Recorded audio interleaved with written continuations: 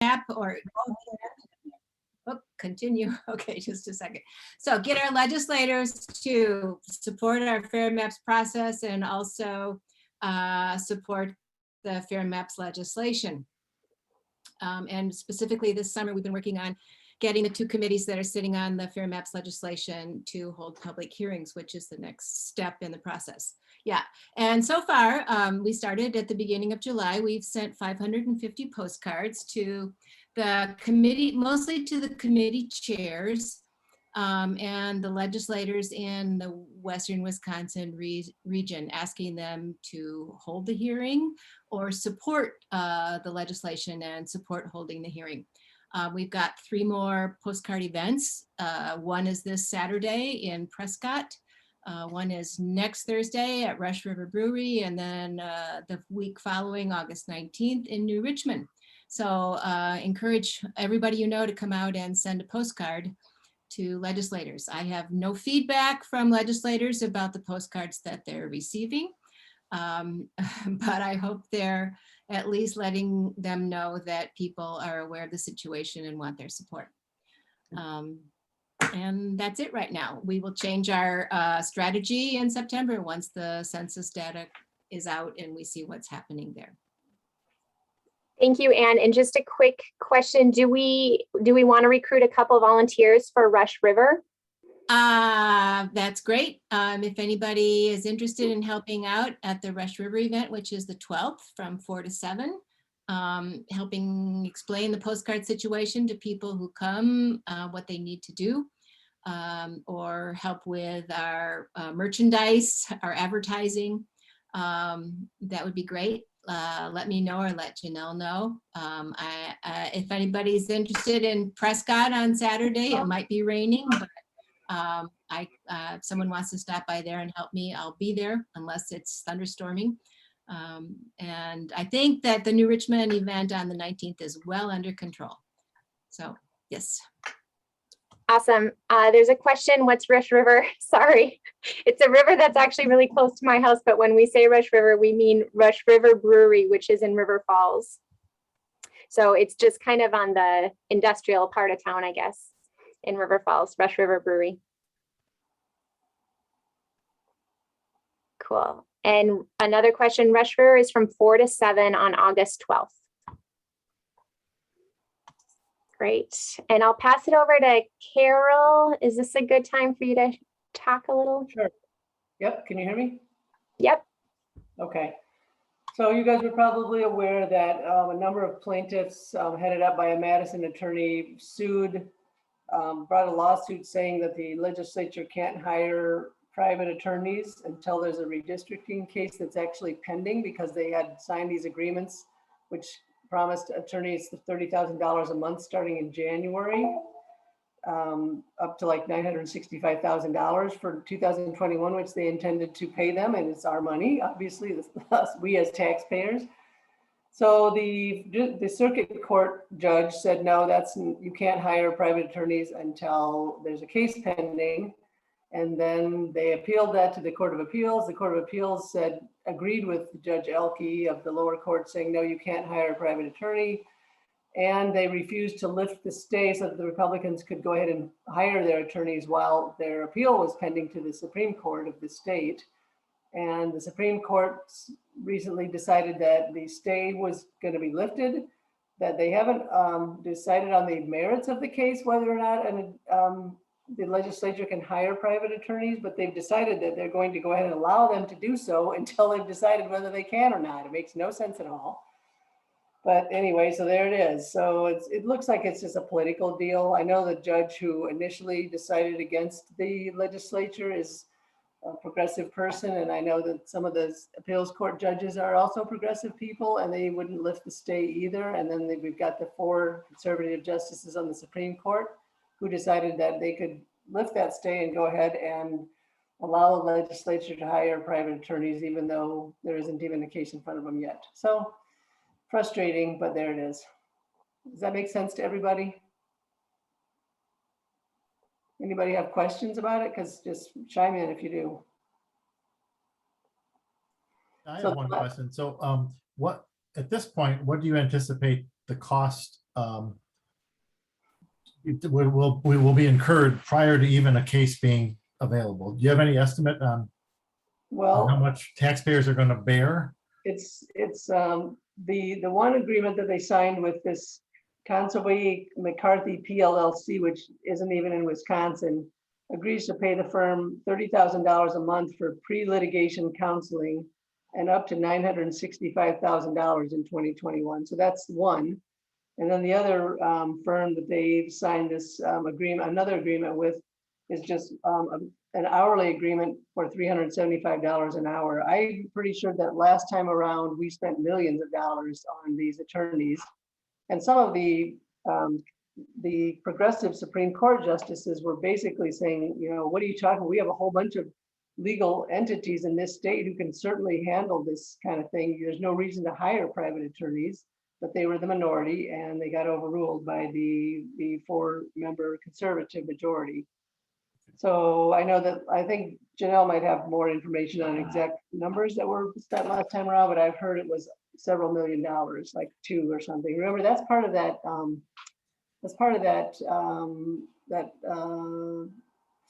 film strip or whatever that we saw a while ago, right?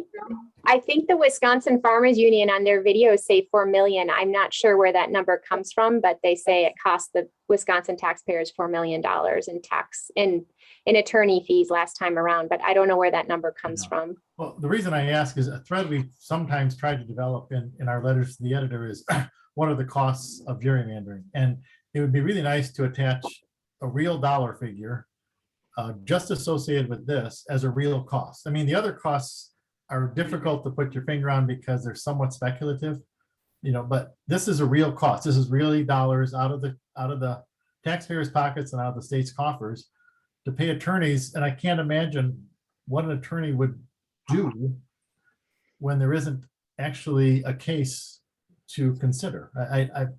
But there's a way to get a handle on the real dollar figure. I think that would be a good number for us to have in our pocket as we continue to try to explain that this costs taxpayers.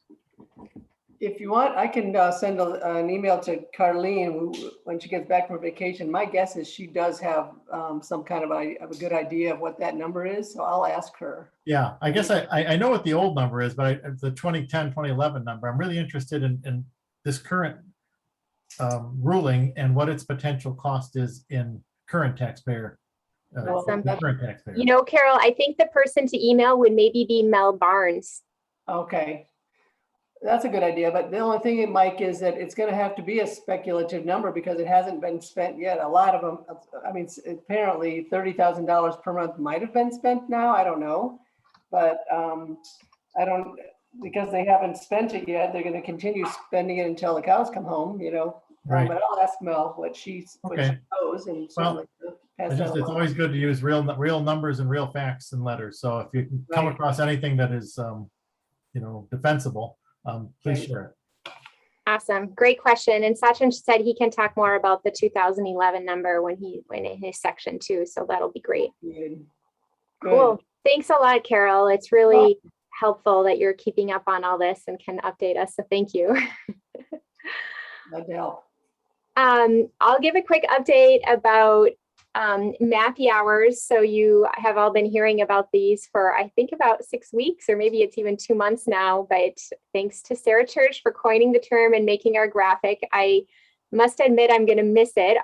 The bulk of our collection of community of interest mapping is over, although they're still accepting more. So if we want to submit more, we can still submit them, but we're kind of switching to the postal pleas and contacting legislators for the near future anyway. Maybe we'll be able to revive MAPI hours in another way because they were certainly very fun.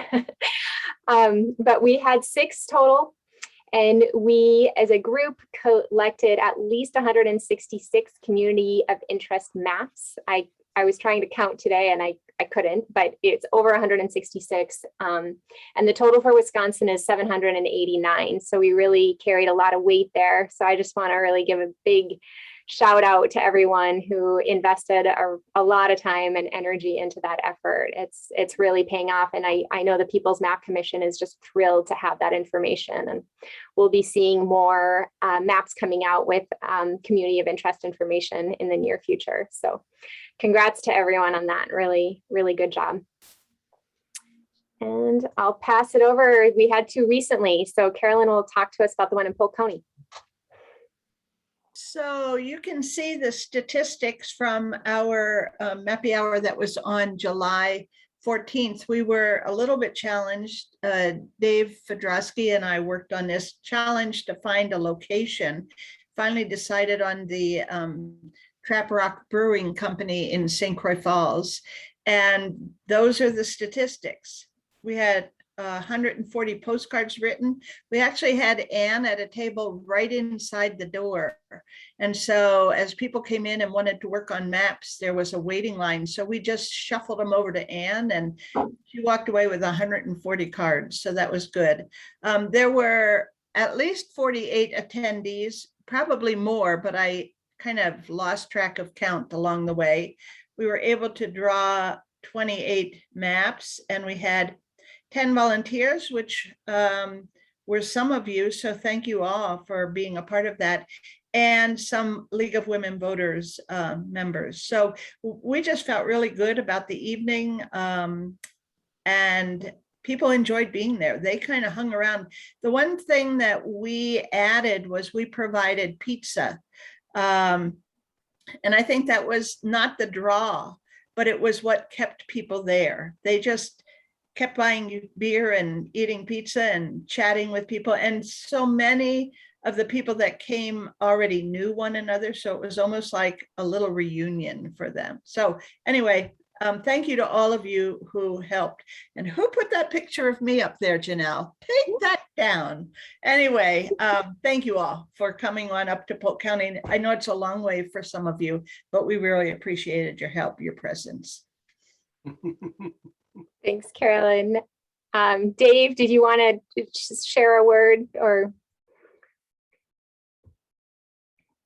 Just to add to Carolyn's thanks. When this first came up, I told Janelle that I would be very interested and happy to work on such an event in Polk County, but I'm so new to Polk County, I don't know a whole lot of people, and we needed somebody with connections. And then I met Carolyn, and that took care of it. And she did a fabulous job working those connections to get all those people there. And it was a great event and a good time being part of it. I was pleased to see the outcome as well. Awesome, thanks.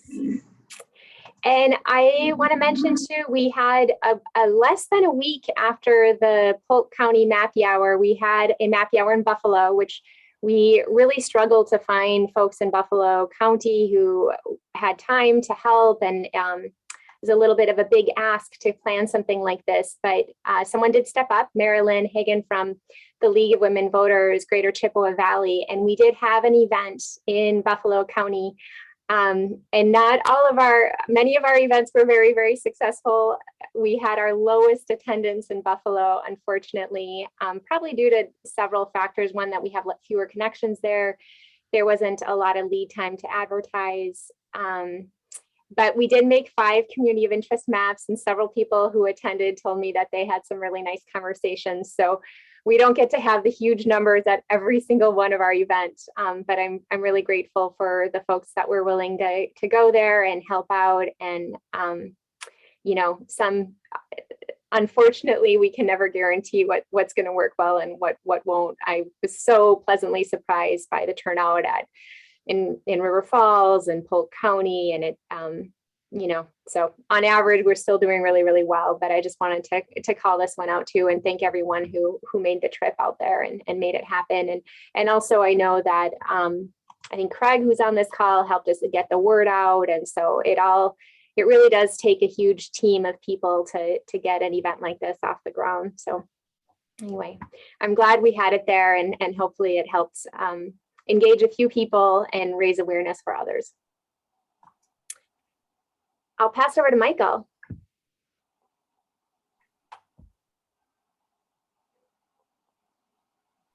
There we go. Well, I've tried to make it discipline myself to write something every week, and I kind of alternate 1 week letters to legislators and the alternate week letters to the editor to various papers. At this point, I've submitted letters myself to all of the publications listed at the top there. One of the things I'm discovering is I can't always know if those letters get published because the online versions of these smaller papers often don't include letters to the editor. They consider that content that they only make available to actual, hard copy subscribers. So they're out there in the world and they may be being printed and maybe not, but I don't always have a way of knowing. If there are other, I've tried to send a letter to every publication I'm aware of in my county and within one county around me. I think there's diminishing returns for me to try to engage much farther out than that because you do have to put your address on this, and when you get more than a couple of counties away, you're really not considered local. So if there are other publications that people are aware of and would want to share with me, I'm happy to keep trying to do this. I think what we probably need to do is mobilize, if not more writers, more senders of letters. I can write letters. There are many other people in this group that can draft those letters, but what we need is submitters of letters into ever larger circles in Western Wisconsin if we want to touch more people with it. But hi, Michael. This is Pat. Can you hear me okay? yes. Okay, good. I subscribe to the Pierce County Journal. Have you ever contacted that newspaper? Pierce County Journal. Okay, I didn't know that one. I think one of the first letters you wrote last year, maybe with Maureen, was published in the Pierce County Journal. Okay. Maureen might have submitted that. I wasn't aware of that one. I have a vague memory of that. I might be wrong. But Okay. I know in the past you mentioned that you had gotten an op-ed printed and you thought it was maybe printed because of your a title that you were able to use as a emeritus dean of, Yeah. I wouldn't be bashful about using something like that if it can get us a wider audience. Yeah, I've dropped that once in a while. I think it's, I don't know. I hate doing that because I've been retired for 6 years. It's really not much of an active title, but if it gives enough credibility to some of these papers that get something printed, I'm happy to use it. I did send an op-ed, I think, to your paper, the Argus. Let me see here. Sun Argus. Yeah, Sun Argus. Oh, I guess I didn't list that one up there, did I? Yeah, Sun Argus is another one I've sent to. Yeah, that if we get that, it'll probably come tomorrow. Okay. So I'll keep my eyes open. Good. Yeah, so I say I think as this, particularly after August 12th, when the census data drops and we're again trying to really become visible and active, I think somehow engaging a network of letter submitters. I mean, if people don't have time to write or don't have the interest to write or the skills to write, they can at least cut, paste, and send. This is mostly done online. It's a simple form. You put your name, your address, check whether you're a subscriber or not, and paste the letter that I or any of the other good writers in this group can write. And we can start getting, I think we need to sort of keep some momentum with that. Thanks a lot, Michael, for keeping that going. So if anyone's willing to kind of be a submitter, either a writer and submitter or just a submitter to a publication that they subscribe to, maybe send me a note and I'll put you in contact with Michael, or contact Michael directly if you have Michael's information. But that would be great. Thank you. Thank And you. because we're talking about articles in the paper, I'll just mention real quick that Bob Moline has also put in some great press releases to local papers and more nationally, more at the state level. I don't know how many have been printed, but some have, and it's really great. So using press releases is another great way of getting the word out in the paper. Next, I'll pass it to Don. Okay, thanks, Janelle. I got 3 slides here. I hope I can get it all in. We had our awards ceremony on Tuesday. Bob was a masterful MC. Janelle was a quick thinking, ultra competent IT person. And Chris Ford, Commissioner Chris Ford, gave some encouraging remarks. You can see the 3 winners that we had there. They're all college students, recent graduates. One's a student. Theodore's from Carnegie Mellon, going to go to MIT in September. Emma is from UW River Falls, and Aaron just graduated from Marquette University. So the money they won, I look at it as a scholarship fund. Good for those college students. All 3 maps are sent to the PMC, and I included 12 other maps that are published on the app that we use to draw the maps, DRA 2020. I consider them to be informal contestants in the map contest. I highlighted 7 of them. I hope the PMC looks at those assembly maps. The maps were scored, as you see right here, in 5 categories. And to me, this image is the best that I can think of to get the message of quality in a map over to the public.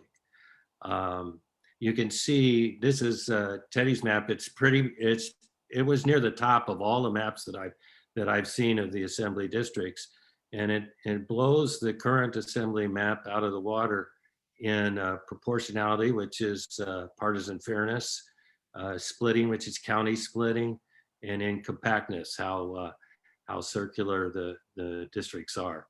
I really think we can promote this image, and I've asked Bob to put it in the press release, which he wrote for the contest. Hope we can publish that press release pretty soon. We don't have too much publicity, but if we're looking toward the future, because the contest is over, we want to use the contest results to publicize the need for fair maps and the People's Maps Commission. Bob and Janelle are already famous in La Crosse because they appeared for 10 minutes on the news radio program of Mike Hayes' WIZM La Crosse. I think Janelle posted that on the website, so you can listen to them. They did a great job there. This last slide is just a public announcement. When we started our contest in May 1st, and shortly after, May 15th, Princeton started several map contests that only ran for a month. They closed them out on June 15th. And these were Wisconsin Senate maps focusing on partisan fairness. And this is the winning map right here. That's all I have right now. It won because of that beautiful curve on the right. I won't go into that curve, but it's supposed to be symmetric if you've got an ideal map. And it certainly is. In my mind, we can't sell the maps with either one of those images. That's why I like the radiographs that you saw in the earlier ones.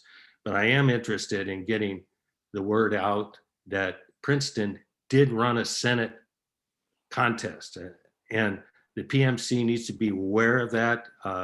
Sachin, I'm glad you're here. We need to publicize this because, for example, the one guy behind this map, his name is Dinos Ganatas. He's a Princeton alum. He's got a PhD in physics from the University of Chicago, and he does these redistricting maps in his spare time.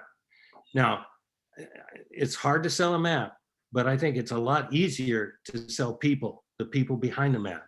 And if just talking to the students that submitted their maps, you get a good feeling about their passion for doing a good job, a fair job. And who would the public trust more? A guy who does it for fun, for free, that's obviously smart, or some guy secreted in law offices getting paid millions of dollars. That's the publicity message I'd like to work on. And Janelle, I signed up for that second PMC support. That's what I'm going to achieve. Great. I look forward to exploring that. And thank you, Don. It was a really fun contest, and Don and Bob, who were the heavy lifters through all of it, did a really, really great job. So thank you. And the PMC has thanked both of them several times. So I know that the work is appreciated, and it's great support to the PMC. And now I'll pass it over to Sarah. Oh, you're on mute, Sarah. Yes, I am. I am on mute. Thank you. Anyway, thank you, Janelle. I think that you can tell from the first slide here that everything was a big success. That was the main take-home message, that we had a lot of activity and a lot of people and a lot of discussion, and it was a lot of fun. We didn't know how it was going to turn out, but it turned out really great. So if you go to the next slide, I'd sort of break down the activities and the results individually. So you can see that the reverse parade format was something different than normal. Instead of the floats floating by and people lining up to watch, it was the reverse of that. So the floats stayed in place on either side of 2nd Street, and then the pedestrians walked by. We had a setup with 3 canopies and 6 tables, and 9 volunteers from both League of Women Voters and the Western Wisconsin for Nonpartisan Voting Districts. And people are listed there. There were basically, I would say, 4 stations, maybe. There was Don with his mapping games and with the postcards, but I think the other groups also did postcards. And then we did chocolates for Fair Map Champions, which was a spin the wheel quiz for children. And then of course the other station was postcards and t-shirts and swag, basically the signs and brochures and whatever else we had to give away. So overall results were, we had 115 postcards were written, donations of $129. And then, as I mentioned, there were all this promotional material was handed out. Don's mapping games included 2 parts: vote for a favorite map, which was mostly children, or pick a fair over an unfair map, which was mostly adults. I see that I've duplicated that. Anyway, lots of children, maybe 100, because they got a treat for participating. So they didn't, candy really draws the children. That's what we found out. And there were some good discussions from what I could overhear. I'm sort of editorializing a little bit, Don, but I could hear that you were having some really good discussions with some of the adults who stopped by.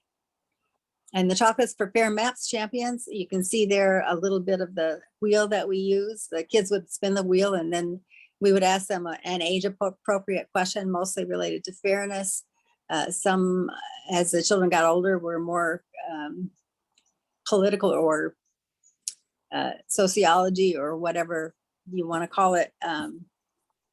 We were disappointed that some children in high school did not know who the president was or the 3 branches of government. So that was kind of sad. We gave them a piece of chocolate for participating, and also we handed out, I think throughout the whole set of booths, we handed out some of the stickers as well. So we had a lot of people wearing stickers running around, especially children. We didn't give them a choice. We just put the sticker on them, and they were sort of free advertising. The flow was really steady for 2 hours. In fact, they started before the official start, and they didn't want to stop even when there were no more prizes. They just wanted to spin the wheel. So we think there were probably about 150 children who participated, and while they were participating, their parents could, or whoever they were with, could explore some of the other parts of the booth. Awesome. So it was a great success, and we hope that they'll have some kind of similar thing next year too, so that we can, if we need to or want to, we can still have a presence. Thank you so much, Sarah. What a great idea and great activity. So thank you. And I'll pass it over to Bob. And then this is our last slide, and then it'll be Sachin's turn. Thanks, Janelle. So I've got a couple of things from videos taken at various events. Sophia Ferliti has turned these into usable content. Janelle, do I have time to play each of these videos? Maybe pick one. Maybe I think the third one is shorter. Would that work? Plus, I'll play this Fair Maps compilation. I hope it will. I hope you'll hear the sound on it over this connection. We'll see.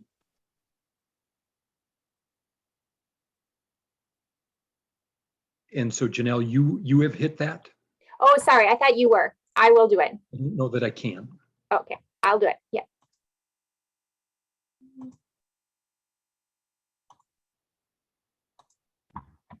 And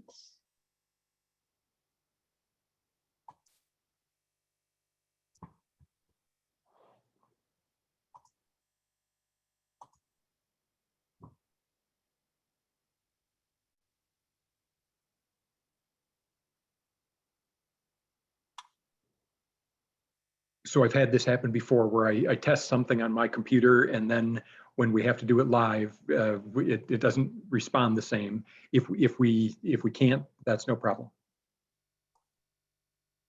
it should work.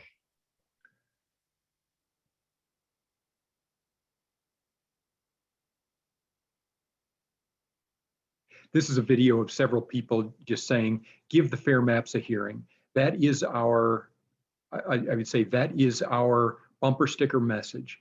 Give the Fair Maps bill a hearing. Hi, I'm Lisa. I'm here to say I hope that you will give the Fair Maps bill a hearing. Give the Fair Maps bill a hearing. Please give Fair Maps bill a hearing. Let's give Fair Maps a chance. Hi, give Fair Maps a hearing. Give them a chance. Thank you. To find out how you can take action against gerrymandering in Wisconsin, go to piercecountygrow.org or find us on Facebook and Instagram at Pierce County Grow and on Twitter at Elbridge Project. So we'll be using those on all of our social media platforms. And if there are things that any of the people on this call can use that for, please let us know. Don already mentioned the radio interview, and this was in response to the distribution of the press release regarding the Wisconsin Assembly Map Drawing Contest award ceremony. We had previously sent out press releases announcing the contest. That did not get much traction, but the fact that there were results and that the award ceremony occurred or was about to occur got more traction. We've just finished up today the press release for the award ceremony result. I'm working with the 3 contestants to confirm that I've got permission to use their picture, and then I believe that will be ready to go tomorrow, or with any luck, that'll be ready to go tomorrow. The last thing I would point out, this was a recommendation from Sophia on our team. You know, we've sent out various tweets regarding the Fair Maps bill. This one is it's a Mr. Rogers tweet. I realize you can't see the whole thing here. I think it is, make it a beautiful day everywhere. Speak up for fair districting. And Sophia's suggestion was include all the key senators that are on the committee. So Senator Bradley, Felskowski, Strobel, Smith, and Royce are the 5 senators on the Senate committee where this is buried. The 3 Republicans, we want them to see that this is out there. And even the 2 Democrats, we want them to see it in case they can then use it to their advantage, you know, just to make sure that that the right people are aware of this. And Janelle, if that's all I had, if there's anything else you want to provide from the team, please do. Otherwise, I'm done here. Thanks a lot, Bob. Great. Yeah, if you're on Twitter, be sure to follow the Elbridge Project. Lots of good stuff coming out all the time. So That wraps up our team updates. Thank you, everyone. That was really, really a month of packed with action. So thank you, everyone. So next, we have the pleasure tonight of welcoming Sachin Chheda to our meeting. Sachin, I don't know what exactly your title is with the Fair Maps Coalition, so I'm calling you the director, but maybe you're the president, or I'm not sure. You can inform us of what that is. And for those of you who were able to tune in, the People's Map Commission, when they had a hearing in the 6th congressional district, Sachin Chheda was one of their guest speakers, and spoke very passionately and elegantly about the fight, and that was really wonderful. And also, Sachin is Carlene's boss, so we probably get advice from Sachin through Carlene sometimes, not even knowing it. So anyway, welcome to our meeting, Sachin. We'd love to hear from you, and we have a good 25 minutes to enjoy our time together. So I'll pass the floor to you. Okay, great. Thank you so much. And you can all hear me? Good. All right. Well, I really appreciate it. I guess, the first thing I'd say is, leave the titles aside. You guys are the ones doing the work, right? That our vision, and when I say our, I really mean our. It wasn't any one person, but the vision when we started doing this work collectively, and it started with a small group of people might remember in the George Watts Tea Room in early 2013, where the political power in the state was kind of content. Even the progressive political power, even the Democratic leadership was kind of content to say, hey, the maps are rigged. This is how it's going to be for the next 10 years. And we just have to kind of live with it. This is the reality. And it really took citizens kind of rising up and saying, well, we can't be satisfied with that. And we can't be satisfied with it for this decade. We definitely can't be satisfied with it for future decades, because we've created a dynamic in which the disconnection between the people and how our politics work in our communities and how it works in the state capitol is so profound. And it really changed the nature of how Wisconsin politics worked from a government system that really, I guess, to keep it simple, that did work for many years. You might have agreed or disagreed with different decisions that it made, but parties kind of passed control back and forth. Elections were meaningful. Sometimes the Democrats won, sometimes the Republicans won, sometimes they were compromised, sometimes it took a little longer. But it was a system that was looked at nationwide as being not corrupt and generally representative of the people of Wisconsin, and capable of finding consensus on the issues that mattered the most to people, the biggest ones being education and roads and environmental protection, which had tremendous bipartisan support for many decades in kind of modern Wisconsin history.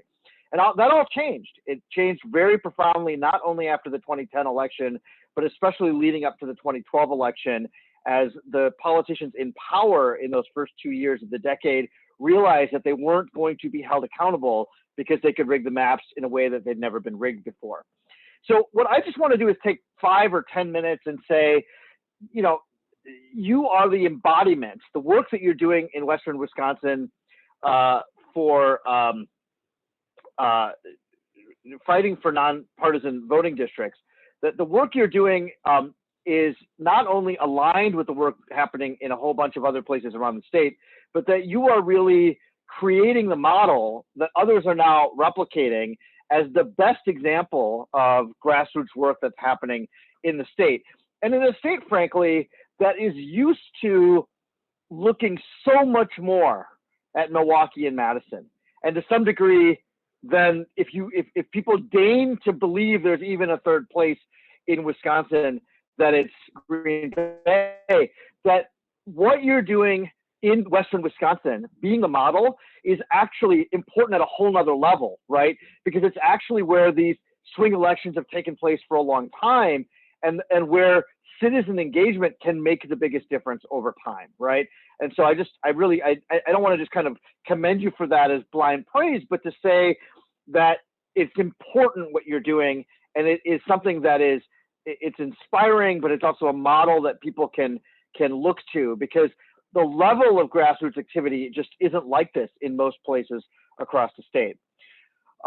Just to go through the history really quickly, this group of people led by Representative Fred Kessler, who was a state representative, but more importantly, he was not only just a state representative in Milwaukee, but he's someone who had been a representative in the 60s and 70s, and then he retired from the legislature and become a judge and a media and had a whole 30+ year career, and then he'd returned to the legislature essentially in retirement in a seat that had become vacant.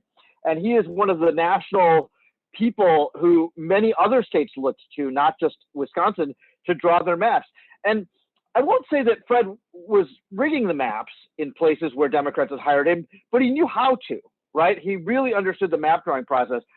And so his leadership in saying, hey, we can't be satisfied with living under the rigged maps. And I'm not going to go into any of the part of the story about how the maps were rigged. You guys have heard all that 1,000 times in terms of the secret map room and all those types of things. But the consequence of that was that we knew that we had to do something different. And when that group got together, the question was, is there a political fight that we can pick, or is it going to have to be something else? And we kind of went through that evaluation process, called in lots of experts, had this analysis. It was all lawyers except for me. I was the one non-lawyer in the room, and really landed upon this conclusion that we needed to do two things. One, that we needed to try to go win litigation, that we need to file a lawsuit and try to go win litigation. That was a really intentional decision. And that we were going to have this vision to go to the Supreme Court, that was very intentional, that's what we wanted to do. But at the same time, that we didn't want to just make this a lawyer's fight that was disconnected from the citizenry and disconnected from the public, that we had to actually take that litigation and use that to engage people across the state of Wisconsin, to educate folks on what gerrymandering was, why it was important, what had happened in Wisconsin in 2011 and 2012, and why that was bad, so that it wouldn't be repeated again. Because we knew that as good as we felt about that lawsuit, that we could go and try to win it, we knew that it was unlikely that we were going to win it, right? Because we were trying to make new constitutional law at the Supreme Court. That's a huge lift. And in the end, we weren't able to, right? We didn't win at the very end of that process, although we won many victories along the way. And so that we knew at the beginning that we needed to have, and the way that we talk about it now, we didn't really quite talk about it this way then, but the way we talk about it now is we've got the litigation people, and then we have the folks doing organizing and communications. And we have to have both. Because when we get into this fight, and we can see examples of this all along the way over the last 9 years, is the litigation just doesn't live in a vacuum. It lives in the real world. And these federal judges and these state judges live in the real world. And so our impact makes a difference. And so just to give you some of the examples, right, that like we made a decision to launch the Fair Elections Project and have a really clear public education component and public awareness component next to the fight. And then we took, we won a victory in federal court in the state, and they declared the maps unconstitutional. Then we knew we were going to go to the Supreme Court. And then the Supreme Court fight turned into a big national story and inspired a lot of other folks, not only to file litigation that also got to the Supreme Court, like in North Carolina, but to pick the fights like the fight in Michigan that has led to a redistricting commission, or the fight in Missouri, or the fight in Utah that have led to new processes to draw maps. And all of those things were very connected, and we were very much having those conversations with the activists in those states behind the scenes very early in this process, before those fights were even picked. And then, we go to the Supreme Court and we're waiting on that decision. It goes back, we lose kind of the standing fight that then said, okay, we're going to get another kick at the can. Folks like Debbie joined the plaintiffs' corps. And then we were in another fight, which is that we knew that we were going to be fighting in state court on the rule, right? And we were still going to be kind of having these conversations about what does the public think. We picked the fight on county resolutions, and we built the talking points for ourselves, right? This wasn't just an organic thing that happened. We made a decision to go out and pick the fight county by county, so that we then had this evidence, had this validation, had this proof point that we could go to the media and the politicians with, that we had support all across the state. And we could push that polling in the Marquette poll over 70%, because we could make people aware of this. And we could get people in focus groups after the 2016 election to say, hey, you think the system is rigged. You might have even voted for Trump. how is the system rigged? And the number one answer that we got back in early 2017 was gerrymandering, because we've been doing this work to educate the public. So we do all these resolutions and we start doing these referendums. The Supreme Court then is like, well, let's try to, push through this rule that will rig the state litigation process. So now we're talking about the actual litigation. Now the lawyers can make an argument for what's right or wrong about that rule. But what the lawyers couldn't do, and I think what Law 4 will tell you, is they couldn't organize 2,000 people to go out and make comments in that litigation process. They needed a grassroots core of people who were ready to be organized to do that. And we built that infrastructure. You and Carlene and all of these folks across the state had built the infrastructure. So when we were the day after the November 2020 election, people were paying attention to whether Biden had won or Trump had won. They set forth this rule that says, or this process that says, not only do you have to submit comments in writing, not electronically, not on a website, not in email, but literally typed on a piece of paper, and you have to do 10 copies of it, right? Now, if we didn't have any infrastructure, how do you get people to do that, to participate in a process that is designed to be so onerous that the public won't participate in it? But because we built that organizing infrastructure and that communications infrastructure, we were well positioned, and you guys were a huge part of this, to generate 2,000 comments. And to do that in a system where we built, a website and all that, we were able to print them, we were able to put them in a binder, get 10 copies, submit them on time. And then the story is, hey, there's overwhelming sentiment against this thing. Now, it's possible the lawyers would have won that fight anyway. I'm not saying that we only won the fight on the rule because of that, but I think that it would have been closer. I think that it pushed the people who were inclined to be with us anyway, and it actually led to a unanimous Supreme Court rejecting that rule. When you had 2 or 3 justices who were actually inclined to really be with Will, to be with that organization that was trying to rig the process. So that just to me is an example of having that infrastructure really making a difference. And I couldn't have predicted that. When we launched in 2015, when we built the coalition starting in the summer of 2017, there was no way that I could have told you, well, we're going to build this infrastructure because the thing we're going to need to do is submit 2,000 comments in writing, 10 copies each, in the month of November 2020, right? There was no advance notice. We knew that there'd be some process out there, but all of that kind of was generated down the road. And so what that leads to then is, now that we're at this point, we've obviously had this infrastructure that's led to hundreds of communities of interest maps being submitted. And let me just also interject that your participation, so many of you spoke up and testified at those 8 virtual hearings.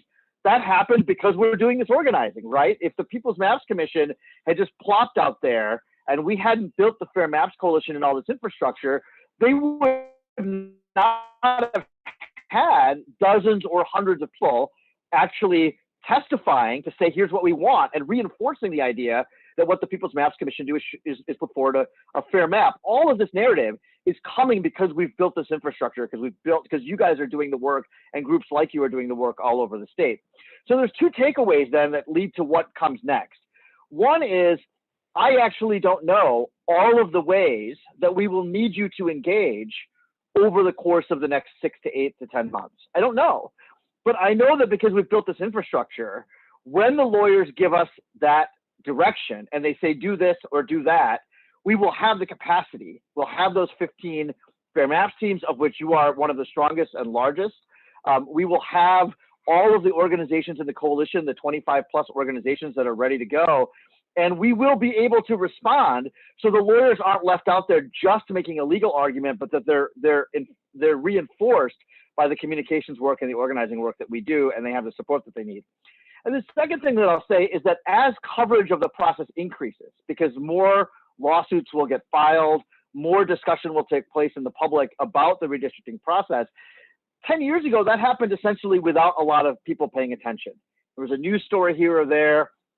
It obviously happened behind closed doors, but the media is now, we've stoked that fire. It's like when you're making a fire at the campsite and the flames have died down, but the coals are very hot. And as soon as you throw a piece of wood on there, it flames up really high. And that's exactly the position that we're in right now, that we're able to turn it on when we need to turn it on, right? That Carlene can count on you, that Jacob can count on you, that I can count on you, and that all the other people doing the work that we can count on each other, that we will be able to turn it on so that if we are planning public education events and town halls, so that we're planning to tell the story publicly all along the way through the fall, that we're building those public education events, it gives the media a way to keep telling the story over and over again. It reinforces that 75% of the public that wants fair maps. It keeps those who want to rig the maps on defense. And I will tell you, state courts, federal courts, these judges are not totally impervious to that level of public engagement. It's really important. And so I do want, one thing that we know that we can plan to do is schedule those town halls at libraries and at Rotary clubs, at universities and at tech colleges. So as you're, the bill for nonpartisan redistricting, which, look, let's be frank, they're not going to pass this bill, but it provides us an anchor because we've given them a model of how to do this right.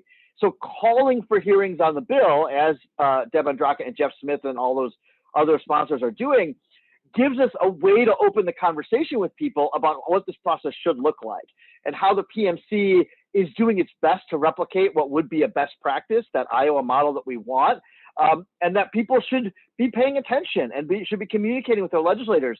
They are definitely hearing way more from us than from people who want the maps rigged. Like it's a very imbalanced message that they're receiving. And by keeping them on defense and keeping the media asking them the questions that we want them to ask, it puts them in a tougher and tougher spot. They're not going to be able to get away with drawing a map and releasing it 1 week before a hearing, and then having a hearing that's just their invited guests, and then passing it and expecting the governor to sign it. Like, that process that they used in 2011 was so incredibly corrupt and disconnected from public engagement. There's no way they can get away with that this time. The media won't let them. We're not going to let them, right? So the two things are, we're using the bill, we're using the People's Maps Commission to tell a story. We want to be planning those public education events all the way at least through December and even into early next year. That's thing number one. And thing number two is just be prepared for what the asks are that I don't even know what they are, right? That they will probably come from someone like Mel Barnes or someone else, someone from All on the Line. We will listen to what the litigators are saying, and we will be responsive to them in a way that is helpful and productive. And we'll just, right now we can just keep working. We can keep getting those maps submitted. It's not too late to submit maps, even though they're starting to do that data analysis. I think lawsuits are going to get filed 2 weeks from now. You're going to see filed lawsuits. Obviously, people hate the fact that they want to spend millions of dollars on these lawyers. And so that's another bullet, another talking point that we can use to anchor the conversation. And I just, I have to conclude by just saying, and I'm happy to take some questions, have some conversation, that it's just so impressive to see the list. I mean, that slide presentation of each event where you're engaging dozens of people, getting 100 postcards, raising a little bit of money, engaging people in communities all across the state. And it's not just around the Capitol Square or at Milwaukee City Hall, but it's in communities that are the heart and soul of Wisconsin all across the state. It's inspiring, and it is absolutely the way that we win at the end of this fight. So I hope that's helpful. I'm sure I didn't provide a lot of new information there, but I hope at least I could give you a little bit of context to the arc of what's happening and what's coming next. And I'm looking forward to any questions or additional conversation you want to have. Thank you, Sachin. Yeah, any questions? We're a small group, so I think just take yourself off mute and go for it. Sachin, this is Bob Moline. Hey, do you guys have any contact with the, and I don't even know what to call it, Fair Maps bill is not what it is, but in the US Congress, the HR 1 or Senate Bill 1, anything brewing in terms of trying to get it past the filibuster blockade? Yeah, so actually there's been a lot of good news on that front lately. In fact, so, there's almost no chance that they can get 60 votes. There's not a path to 60 votes. The Republicans are united. And so really the question, and I'm going to be kind of bluntly political here, the question is, what do they have to do to put something in front of Joe Manchin and Kristen Sinema that will get them to a place that they will kind of be willing to go around the filibuster? And there's a couple of different ways they can do that. One is they can demand talking filibuster. So instead of just the 60 vote threshold, they can force the Republicans to actually hold the floor. kind of indefinitely. So that's kind of one idea that's out there. Another one is just to say, we're going to ignore the filibuster for this, not for everything, but for this, the same way that they now ignore the filibuster for federal judge confirmations. And he has sent repeated signals over the last few weeks that he's in a very active conversation with the sponsors of the bill. There was some news in the last 24 or 36 hours that, you know, they're going to compromise. It's not going to be all of the provisions of the legislation. The public financing of federal elections was a huge sticking point. Some of the new ethics provisions were a huge sticking point. Those seem to have been kind of set aside. Not that they're not good provisions, but, you know, from our perspective, the gerrymandering provisions for congressional seats, now they wouldn't affect state legislative gerrymandering, but the prohibition on congressional gerrymandering would be huge. By all indications, that's something that Manchin and Sinema support. Manchin especially is on board with that. It's just a question of how do you get a bill to the floor in the Senate. Obviously, the bill's already passed the House. So we're really just at a place to say what bill can pass the Senate, and then whatever half a loaf that is, the House will pass and the president will sign. And those negotiations, you know, the parts of it that are leaking out in the public, and again, we see some of that on Twitter.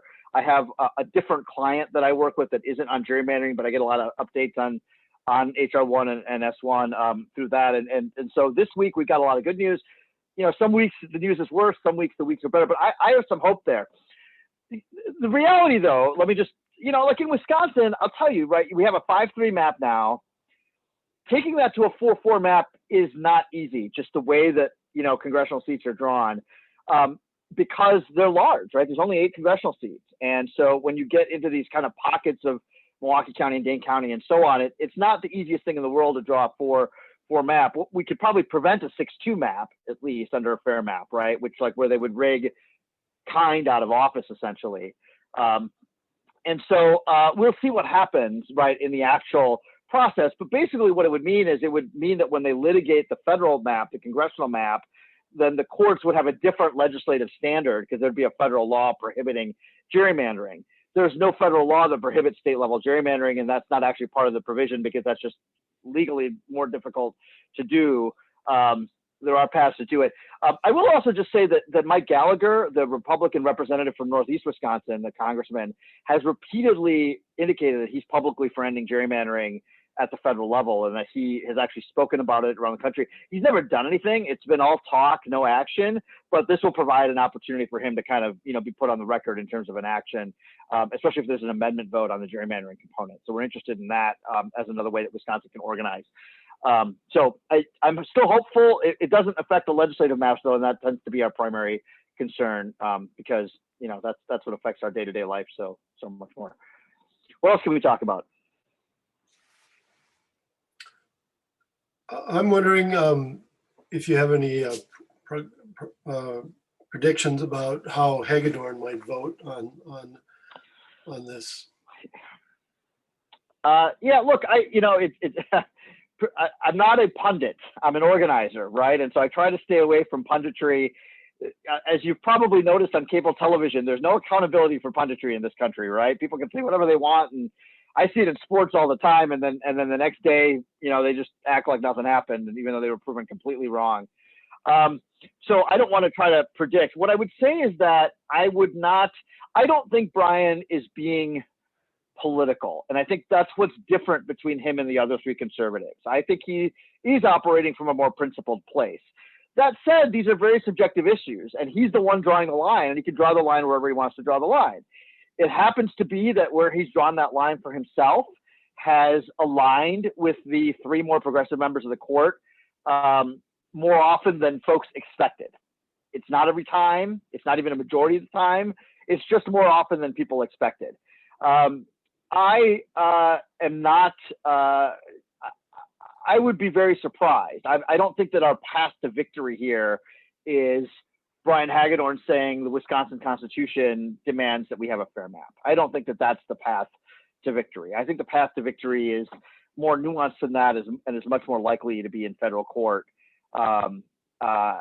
where a court really has the history, the federal court has the history of picking a map. I mean, they've done it in Wisconsin 3 out of the last 4 decades, right? Where they've chosen a map and said, this is the map. whether it's a map that a special master draws or it's a choice amongst maps. And I think, I'm not a lawyer, so let me say I only play a lawyer on TV. I'm not an attorney, and so I don't speak for any attorneys or Law Forward or anyone else. But the prediction I would make is that I think it's more likely that the federal court invites submissions than it is for it to appoint a special master to draw its own map because of the compressed timeline. And I think that they will find it much more likely. What I can't predict is whether it'll even get to that stage in the federal court, because depending on the timeline and how things go in state court, I think the federal court is likely to be very, very deferential to the state process. So if the state Supreme Court has imposed a map and the state process is essentially done and it otherwise complies with the VRA and the other federal requirements, I'm not sure that it'll even get to that point. And I think part of what's going to happen here is the fight between how quickly state and federal courts move starting, 2 weeks from now, when the data comes out. And I think we'll see maps being litigated within the next 2 months. And not, so the one thing I should say about that's important to say, and I said this in the coalition meeting a couple of weeks ago, I think some of you were on that, is that as much as we would like to adhere to our principles and values around a bottom-up process, meaning municipal wards first, municipal and school district lines next, county district lines next, legislative lines next, congressional lines next. That is the principle that we think we should follow. We just don't think that there's time for that to be a realistic thing. That if we were to insist that the People's Maps Commission follow that timeline, they're just going to get left behind, and they literally won't have a map that's considered by the process, because I think the litigation is going to move much faster than that. And that's unfortunate. That's bad. It's not good practice, but it is a reality that mostly was created by the intransigence of the Trump Commerce Department in trying to rig the census and undercount immigrants. And that caused a 6 to 8 month delay in the count. That plus COVID is what puts us at this August date for data that we really should have had in April. And that 4 month delay is going to make all the difference in terms of whether or not we had the summer to draw those ward lines.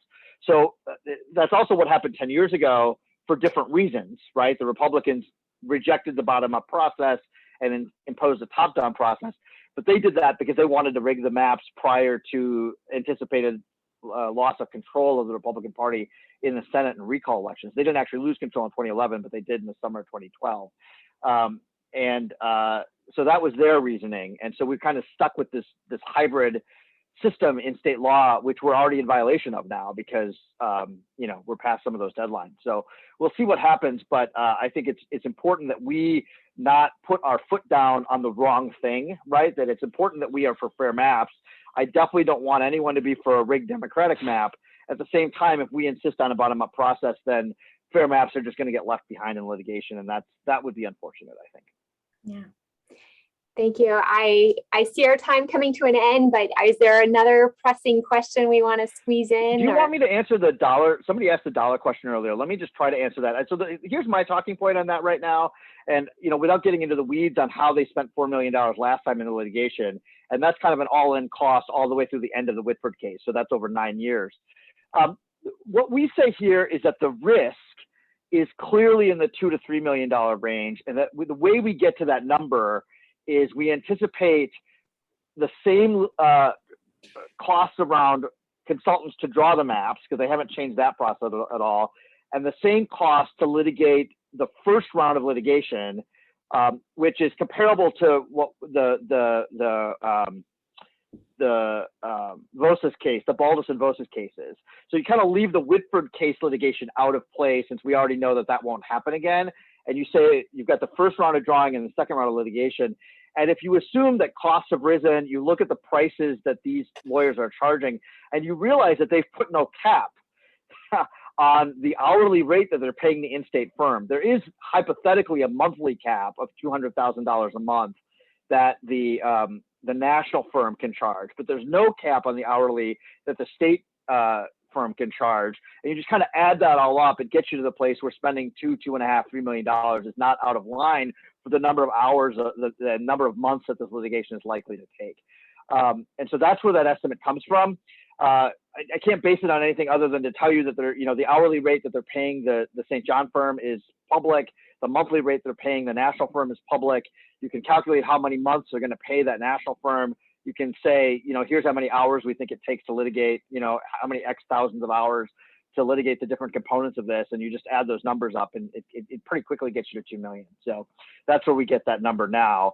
But because there's no cap, it could go through the roof. And frankly, the way that Voss has been operating is their view is they can spend money without any oversight from the governor if it's legislative needs.